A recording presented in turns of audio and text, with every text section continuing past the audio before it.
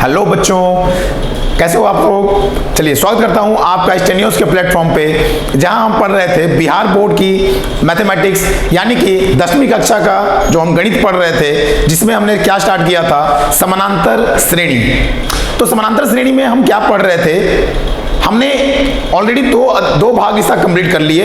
आज ये हमारा तीसरा भाग होगा, यानी कि समानांतर श्रेणी जो कि हमारी 10वीं कक्षा में हमें पढ़ना है, और इसमें ये हमारा तीसरा भाग है, जिसके तहत हम देखेंगे प्रश्नों को, यानी अभी तक जो हमने चर्चा किया समानांतर श्रेणी में, तो उन पे आधारित हम प्रश्नों को देखेंगे, किस प्रकार से प्रश्नों को हल किया जाता है। ठीक है, तो चलिए आइए देखते हैं। जहां पे हम लोगों ने पिछले क्लास में खत्म किया था, हमने ये क्वेश्चन को देखा था, जिसमें हमने क्या देखा था कि किस तरह से कोई संख्याओं की सूची अगर दी हुई है तो वह एपी है या नहीं, ये कैसे पहचाना जाए, ये कैसे पहचाना जा सकता है। तो देखो, निम्नलिखित में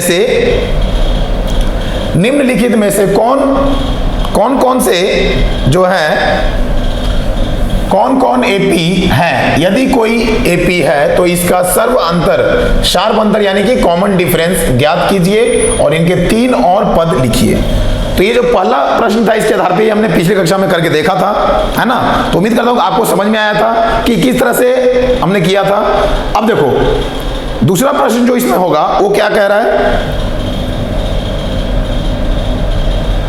देखिए दूसरा प्रश्न आपके सामने जो दिया हुआ है वो यह है 3 plus root 2, 3 plus 2 root 2, 3 plus 3 root 2 dot dot dot. यानी यहाँ पे अब रूट वाला आ गया, वर्गमूल वाली संख्याएं आ गई, और जहां पे बच्चों को सबसे ज्यादा कंफ्यूजन होता है ना। वर्गमूल वाले संख्या जहां भी आ जाते हैं, घटाने के लिए, जोड़ने के लिए, गुना करने के लिए, वहां बच्चों को कंफ्यूजन ही कंफ्यूजन।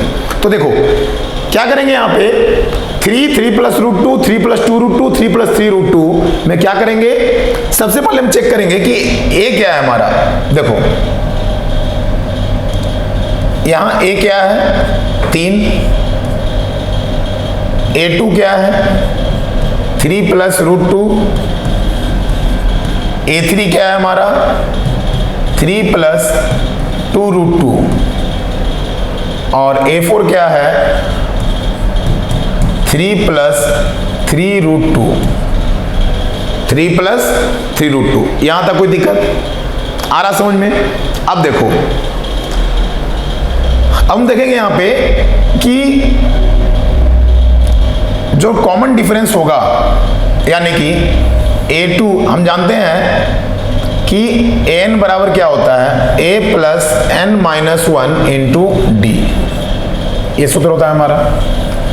तो इस आधार से A2 माइनस A1 यहां क्या है, A2 माइनस A1 क्या हो जाएगा 3 प्लस रूट 2 माइनस A1 यानी कि 3, कितना आएगा, देखो 3 में से 3 अगर ये कैंसिल हो जाएगा तो क्या बचेगा रूट 2।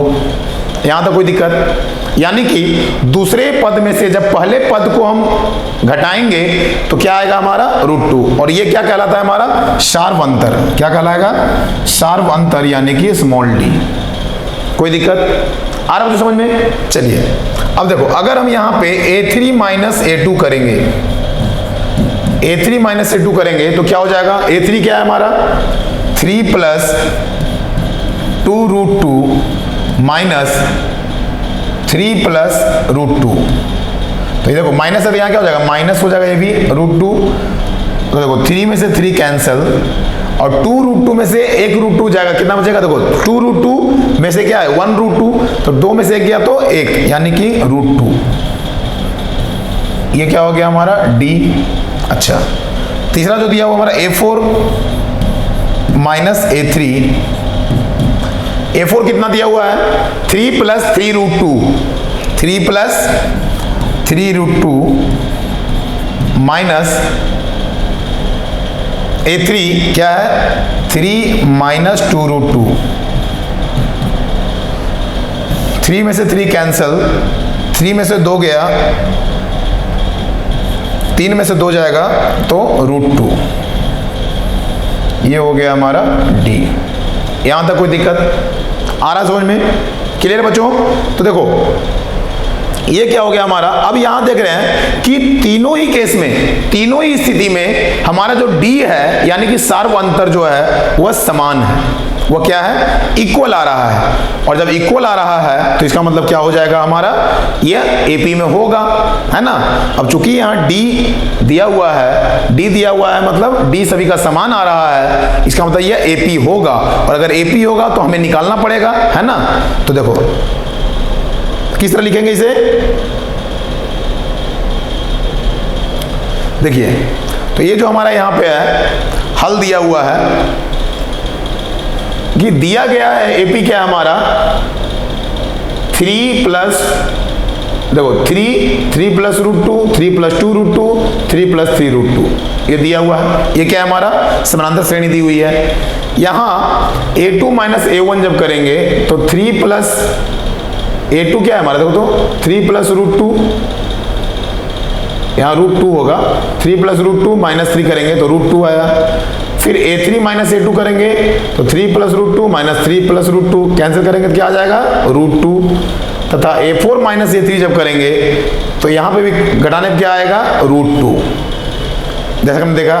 तो A2 माइनस A1 करें, चाहे A3 माइनस A2 करें, चाहे A4 माइनस A3 करें, दोनों ही स्थिति में क्या होगा, तीनों स्थिति में यहाँ के प्रत्येक मान के लिए AK प्लस 1 माइनस AK बराबर है, अतः अंकों की दी गई सूची समानांतर श्रेणी में होगी। मतलब क्या हुआ, प्रत्येक अगले पद में से जब पिछले पद को घटाया जाएगा, अगले पद में से पूर्व पद को अगर घटाया जाएगा, उनका अंतर निकाला जाएगा, तो प्रत्येक दशा में क्या आ रहा है, बराबर आ रहा है √2, जिसे हम लोग D बोलते हैं। तो अगर D कॉमन डिफरेंस यानी कि जो सार्व अंतर है अगर वो सभी में सेम आ रहा है तो वो क्या कहलाएगा, हमारा AP में होगा।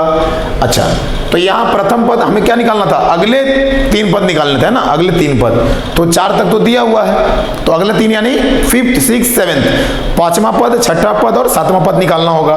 देखो यहाँ प्रथम पद दिया हुआ है A1 बराबर 3 तथा सार्व अंतर कितना है √2, हमने यहाँ देखा, यहाँ देखो ये हो गया D सार्व अंतर, यहाँ भी हो गया D और यहाँ भी हो गया D।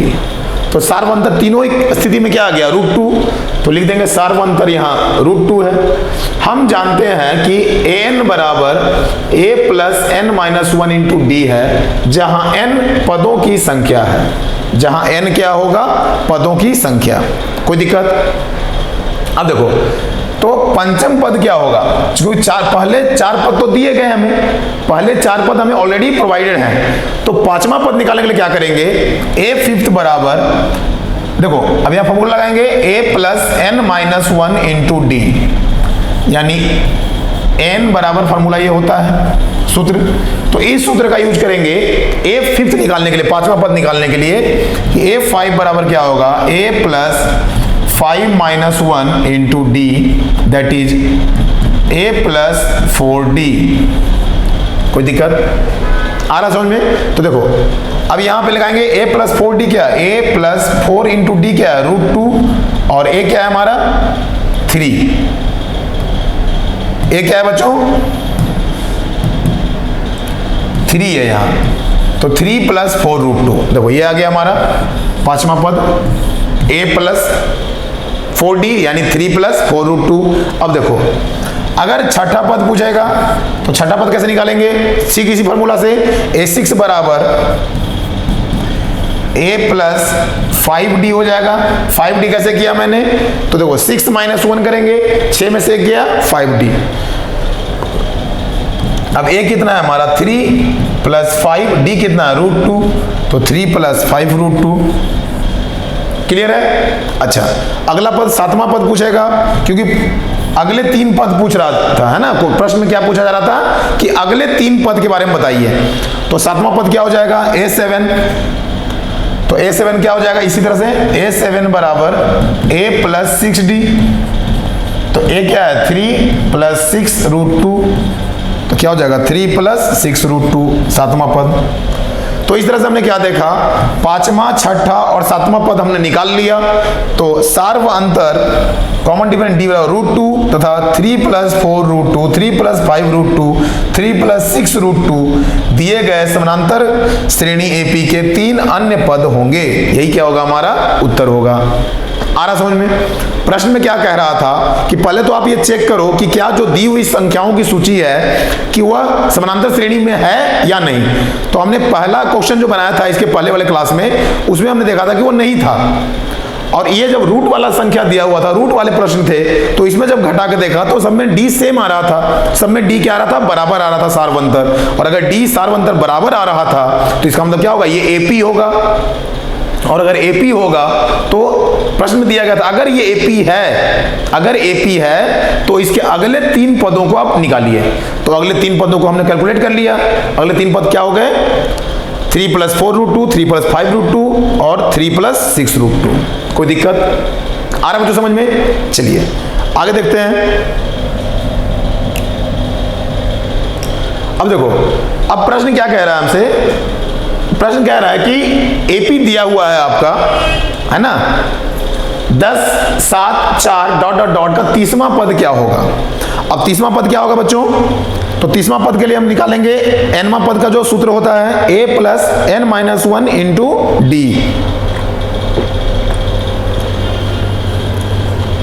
तो उसी को लगाएंगे। चलिए, तो हम जानते हैं, देखो क्या लिखेंगे,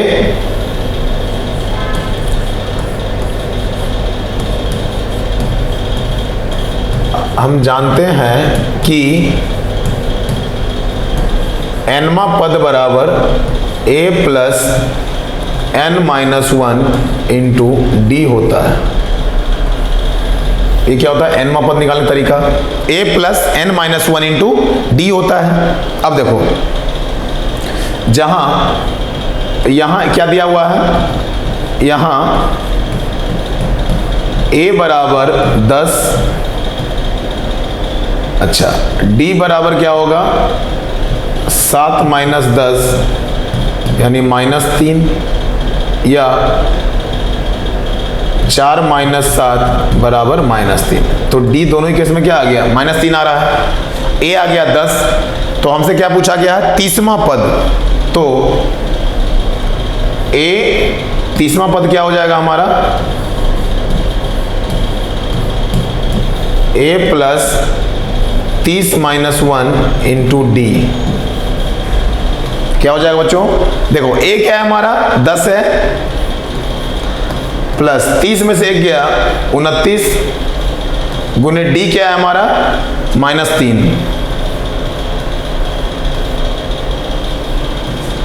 10 माइनस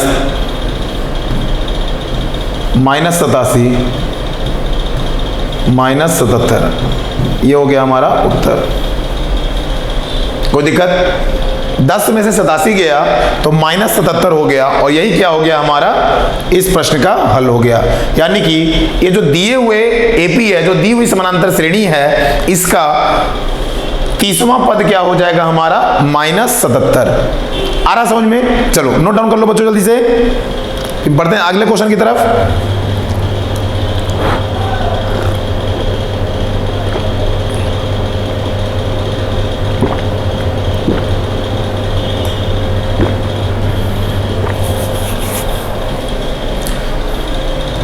चलिए अब अगला प्रश्न देखते हैं।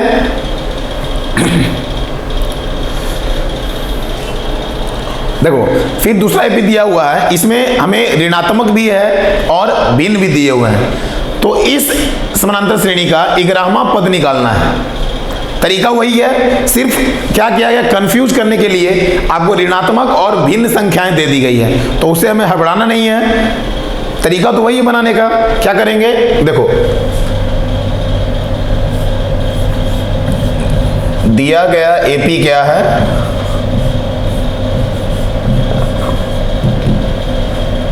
-3 -1/2 2 ... दिया हुआ है। यहां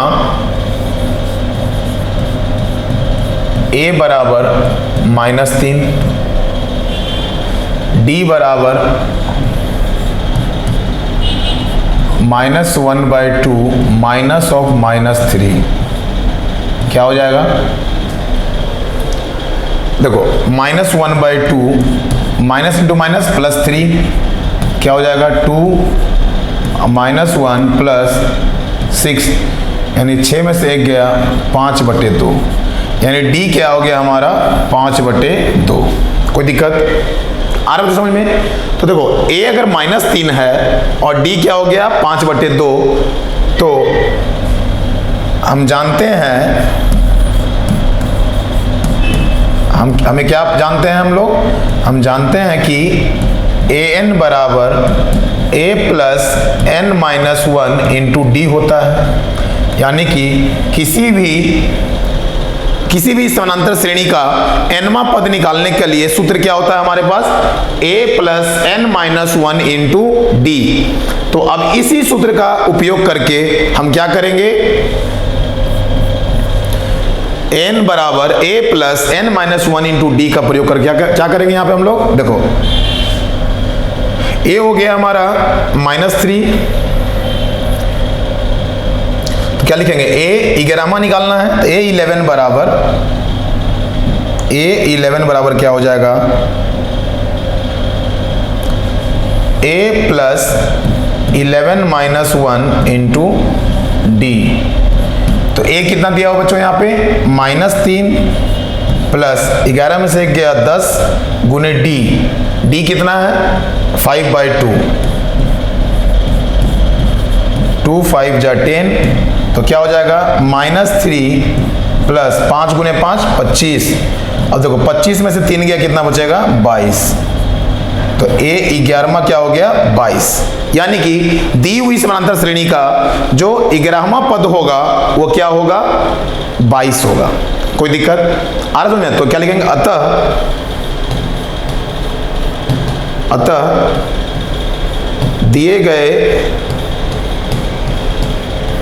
दिए गए समानांतर श्रेणी का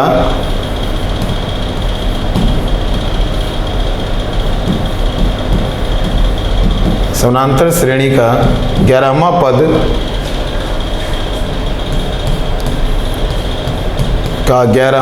क्या हो जाएगा? 22 होगा। यहां तक कोई दिक्कत? चलिए नोट डाउन कर ले जल्दी से, या स्क्रीनशॉट ले लो।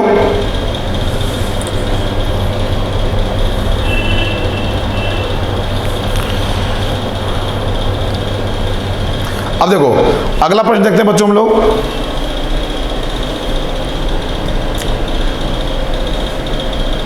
देखिए अगला प्रश्न क्या कह रहा है? ये बहुत ही कॉमन क्वेश्चन है, ये आजकल परीक्षाओं में बहुत ज़्यादा पूछा जा रहा है, क्योंकि बच्चों को देखो 1 नंबर 2 नंबर क्वेश्चन में ये सबसे ज़्यादा पूछा जा रहा है आजकल। फिल इन द ब्लैंक्स वाला, ये इस तरह क्वेश्चन हो गए या फिर इस तरह के हो गए, तो ये सब जो प्रश्न है फिल इन द ब्लैंक्स के रूप में पूछे जाते हैं समानांतर श्रेणी से। तो इस तरह के प्रश्नों को हम कैसे हल करेंगे, आइए देखते हैं। देखिए तो निम्नलिखित समानांतर श्रेणियों में रिक्त खानों यानी बॉक्सेस के पदों को ज्ञात कीजिए। अब देखो ये एक है, दूसरा तीसरा, यानी कि पहला पद और तीसरा पद हमें ज्ञात है, लेकिन दूसरा पद क्या है? अज्ञात है। दूसरा पद के बारे में हमें नहीं पता और उसी का मान हमें ज्ञात करना होगा। तो देखो क्या करेंगे हम लोग इसमें?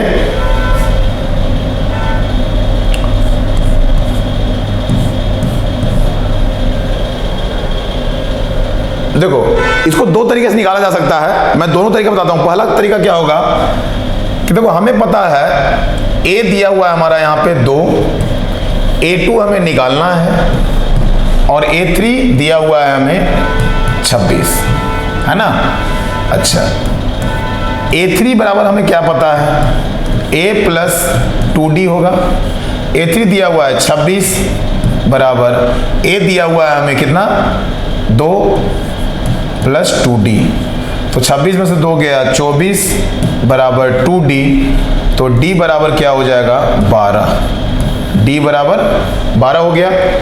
यानी कि जब d 12 हो गया तो हमें दूसरा पद निकालना है, तो दूसरा पद के लिए a2 क्या होगा? a प्लस d है ना, a+1d लिखते हैं या a+d लिखो।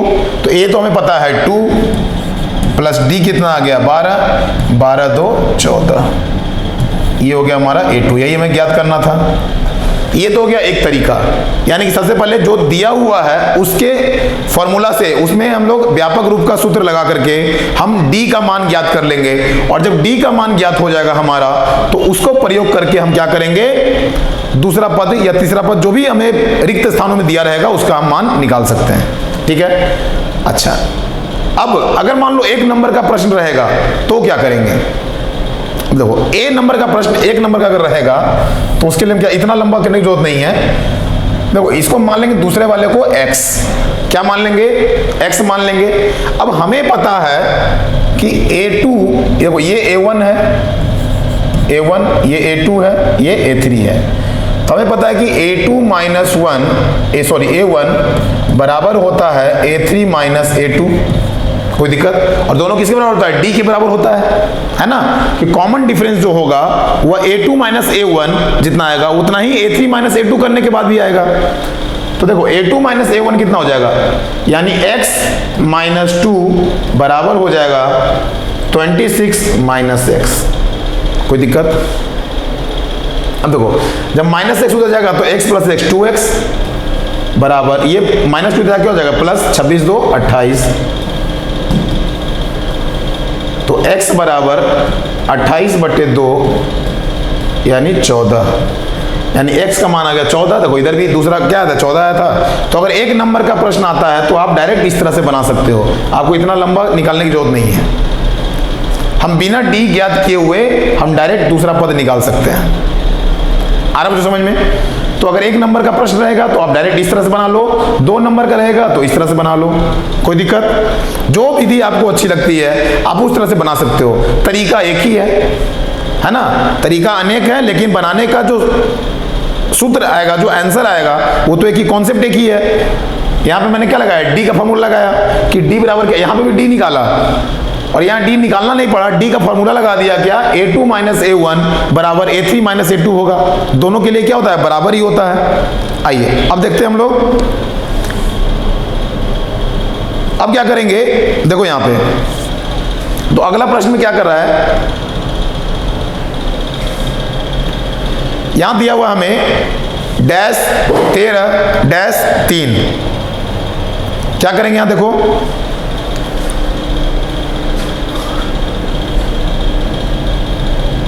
अब देखो यहां पे a1 नहीं दिया हुआ है हमें, a1 बराबर डैश है, a2 बराबर 13, ठीक है, a3 बराबर कितना है हमारा, a3 बराबर डैश है, a3 बराबर डैश और a4 बराबर 3, a4 बराबर 3 है, कोई दिक्कत। यानी कि अब यहां पे हम क्या करेंगे, देखो हमें पता है कि a2 बराबर क्या होता है, a2 बराबर a प्लस डी, a2 बराबर क्या होता है, a प्लस डी। तो देखो अब a2 कितना दिया हुआ हमारा, 13 दिया हुआ है, a2 कितना दिया हुआ है 13, a2 13 है, तो 13 बराबर a प्लस डी, ए कितना है ये तो पता ही नहीं हमें, है ना। तो देखो और डी भी नहीं पता, तो ऐसे हमें प्राप्त नहीं हो पाएगा। तो क्या करेंगे, हम सबसे पहले इन दोनों को लेके चलेंगे, ठीक है। तो इस तरह से अगर चलेंगे तो ऐसे प्राप्त नहीं हो पाएगा। तो क्या करेंगे, देखो यहां पे हम मानेंगे x, यहां क्या मानेंगे x, यानी जो दिया हुआ है 13 डैश 3, इसे x मान लो, तो x माइनस 13 बराबर 3 माइनस x लिखेंगे। कैसे, ये a2 हो गया, a3 हो गया, a4 हो गया, तो a3 माइनस a2